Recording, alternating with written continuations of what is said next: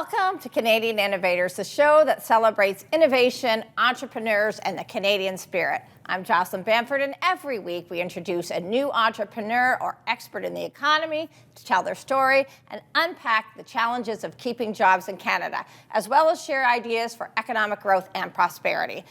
Canadians are saddled with unaffordable energy and fuel costs. These costs make Canada an uncompetitive location to run a manufacturing plant and place a huge burden on the Canadian public. And this is surprising due to the fact that Canada is blessed with an abundance of natural resources. Joining me to discuss our friend of the program, former federal Liberal cabinet minister Dan McTeague. Dan is an 18-year veteran of the House of Commons, and Dan is widely known for his tireless work on energy pricing and saving Canadians money through accurate price forecast. His parliamentary initiatives aimed at helping Canadians cope with affordable energy costs led to providing Canadians heating and fuel rebates on at least 2 occasions. Dan is presently the president of Canadians for Affordable Energy. Joining Dan is electricity expert Parker Gallant. Parker Gallant is a retired banker whose 33-year career with the TD Bank included many years in international banking, where he had responsibility as VP for both trade finance and correspondent banking relationships. Parker's retirement allows him to spend time researching the energy sector, and he has applied his banker's common sense to analyzing the sector's approach to the production, transmission, and distribution of electricity to Ontario consumers.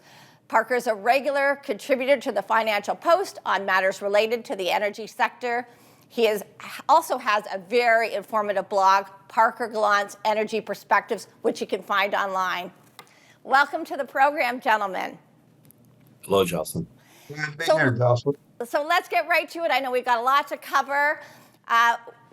We need to get energy policy in this country right. It's quite a mess right now. In Ontario, we pay some of the highest electricity rates in North America, and we have a convoluted 2-tier system for industrial pricing, which means some manufacturers have affordable electricity and some are left to pay very uncompetitive rates, forcing many manufacturers to flee the country. Parker, let's get started. How did we get here? Well, we have to go back to the Dalton McGuinty days after he was elected in 2003. And of course, his principal secretary was none other than Gerald Butts. And, he's a firm believer in climate change and that has been caused by mankind. So that's where it started. And the result was Butts's influence was to get the McGuinty team on his side to advocate for closing the coal plants and passing the Green Energy Act. And people in Ontario know what the Green Energy Act is all about and what it's done to them. They created the OPA, which is the Ontario Power Authority, and they were contracted to go out and get contracts for wind and solar.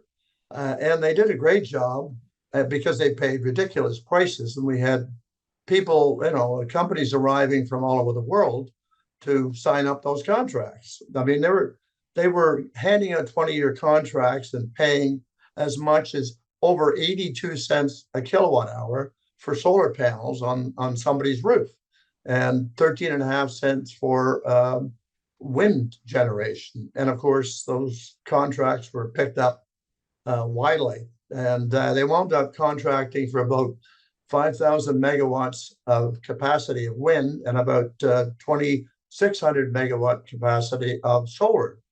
And we're living with that today, all right? To go on a little bit, closing those coal plants cost Ontario Power Generation a lot of money. But in fact, Ontario Power Generation applies to the OEB for rate increases, so they get them. So the costs of those closings were around $500 million.